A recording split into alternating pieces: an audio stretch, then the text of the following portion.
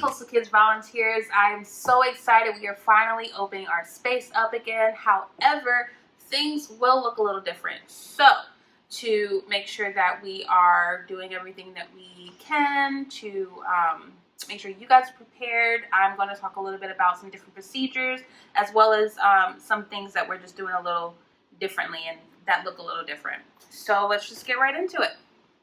So the first thing I'm going to talk about is our you guys coming in and checking in.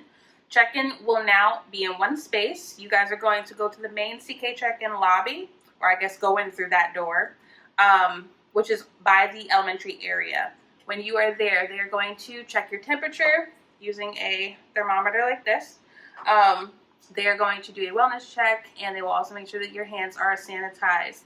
One other thing that they're going to make sure is that you have a mask. So, because we are requiring you guys to wear masks.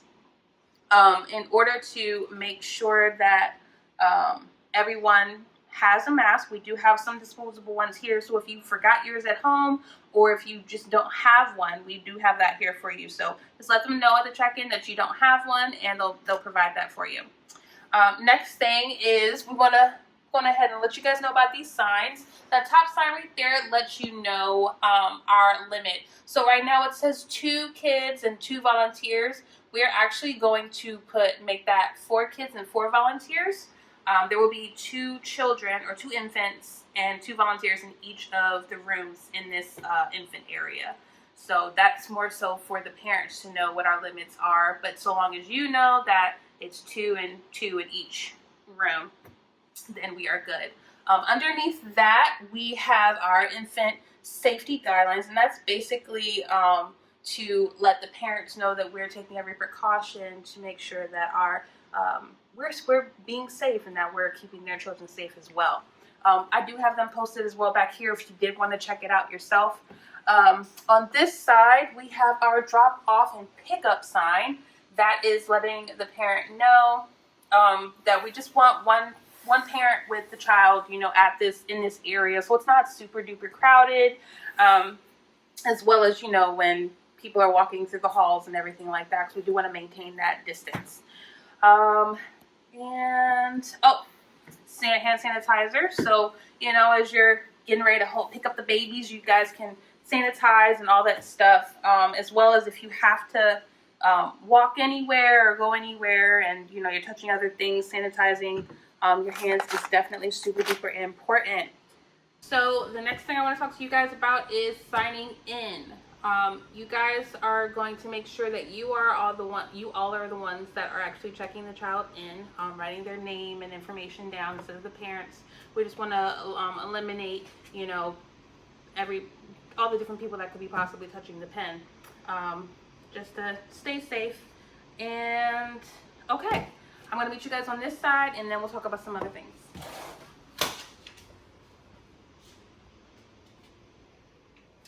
All right, so right here, the first thing you're going to do, of course, is put on your booties. We want to make sure that we are not walking into our infant area with socks or bare feet. It's just another thing to make sure that we're taking every precaution not to track in any germs or anything like that. These are super fresh, so we'll just leave it at that. Once you guys do that, you will actually come into this main infant area first to grab a smock. We are now going to actually have you guys wear smocks that cover your whole top body, especially because you are going to be holding babies. So it's just another precaution that we're taking to make sure that extra touching and everything isn't happening, and I also think that parents would really appreciate that as well. So they're going to be in here. The other thing that's going to be in here is, well, it's actually 2 things. So you have a wash me bin that says to be cleaned, and this bin is where you'll put any toy that the child has used or touched or anything like that immediately once they're finished with it, because we don't want to have babies touching the same things. There's also an infant sanitation guideline list right here. The top part talks about what to do before each service and what needs to make sure, what needs to happen before and what also needs to happen after. The after part is super important for when we actually do multiple services, but for now we're just sticking to one, so that's not too bad. On this side, this is where you guys are actually going to put any clothing or blankets or anything like that that has been used, that's CK. You're going to stick it in this bin right here, as well as your smock. You're going to make sure that those things get put in there, and those will get washed on a weekly basis by me. And just make sure, you know, when you're in here that you're keeping the babies, you know, separate, just to stay safe. Same thing in here as far as keeping the babies, you know, separate and all that. See, we've got some spacing happening here. There's also going to be a bucket in here for you guys to make sure that those things are getting cleaned as well. So that bucket's going to be right here. I haven't gotten one. And then this is your other wash area. So if you have smocks, or once you're finished with your smock in this room, you're going to have a bucket is here as well to be able to do that. And then your sanitation guideline is in here as well. So the most important thing is to make sure that you are having a 1-to-1 ratio. That means you and whatever child that you have for that service, you are staying with that child. We don't want to transfer or exchange, you know, hey, could you hold this baby for me for a second or anything like that.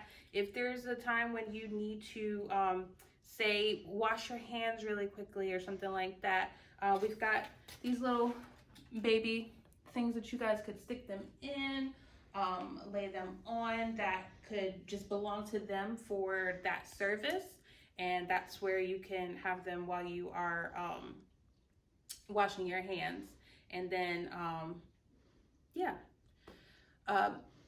also, if you do have to wash your hands, we are actually cleaning off the sink area once we are done using it. Don't worry about doing it right away. If you see your child needs to be picked up or anything like that, just make sure that it happens before the next person does it. Then the other thing that's really important is our pickup. So for pickup, what I'm going to make sure happens for you guys is when the baby needs to be picked up, you're taking them actually into the area, into the first infant room to be dropped off. To make sure that the right person is picking them up, you guys are not actually going to take the stickers this time. What's going to happen is the parent's going to take the child's sticker, and they're going to show their sticker side by side with it so you guys can see that. And once that's done, there's going to be like a little bin for you guys on that desk area out there for them to toss that tag sticker. All right, and that's it. Okay, so some general information for just all across the board for all ages. We are going to talk about a few things. So first thing is we want to make sure that children have no personal items, aside from a few things that I'll show you in a second. So that would include toys from home or food and snacks. If they have any food and snacks, they're going to need to either finish it with their parent before they get dropped off, or the parent's just going to have to keep that with them.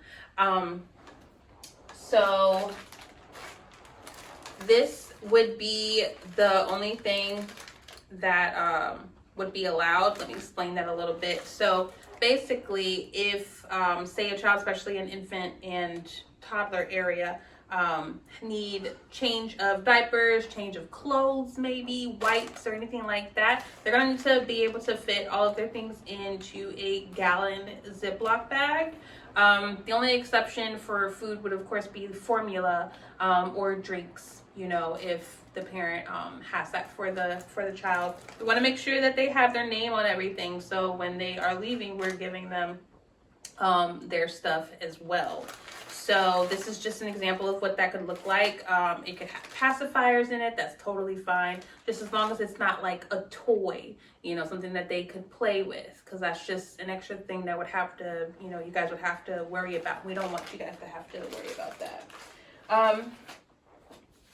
The next thing I wanted to talk about was wiping down things throughout the service. So when a child, especially in the younger ages, infant through twos, when a child is finished maybe sitting on something or playing with something, we want to make sure that we're immediately wiping it down with Lysol and then giving it the proper drying time. So that would be 4 minutes at least. So, you know, if you set it aside for 4 minutes and then forget about it until maybe 10 minutes, that's fine. But as long as it's at least 4 minutes drying time, those germs have been disinfected and killed. The exception to that would be, say you guys feel like it's a little hectic in your room, or you're you know, afraid you're going to forget, or you're not going to do it the right way. That's totally fine. So you can put the used toys in the to be cleaned bucket in case you guys feel like it's a little too much for you. That's totally fine. I just wanted to make sure you guys knew that. One thing that is super important, and this is just across the board because everybody at some point will have gloves on and need to take them off. I want to make sure that you're not just protecting the kids, but you're also protecting yourself and not, you know, spreading things unnecessarily. So something like a diaper changing or helping a child in the bathroom, or even, you know, doing whatever it is where you feel like you need to wear gloves, we want to make sure we're taking them off the right way. So I just wanted to show you guys, just in case, you know, you're not really sure, and just making sure that you guys are being as safe as possible. So when you're taking your gloves off, the first one, you're going to want to pinch it like this between your two fingers. You're going to want to roll it off so that nothing on the outside is touching your fingers. And once you're finished taking this one off, you're going to keep this just like that. You're going to take 2 fingers underneath the glove on the other side, and you're going to roll that down.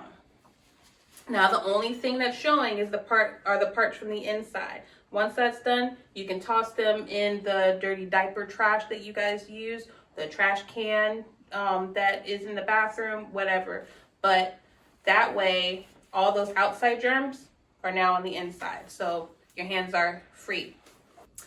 Also, we want to make sure that we are cleaning our personal bathrooms that are in our rooms. So that goes for our preschool area, our twos and toddlers area.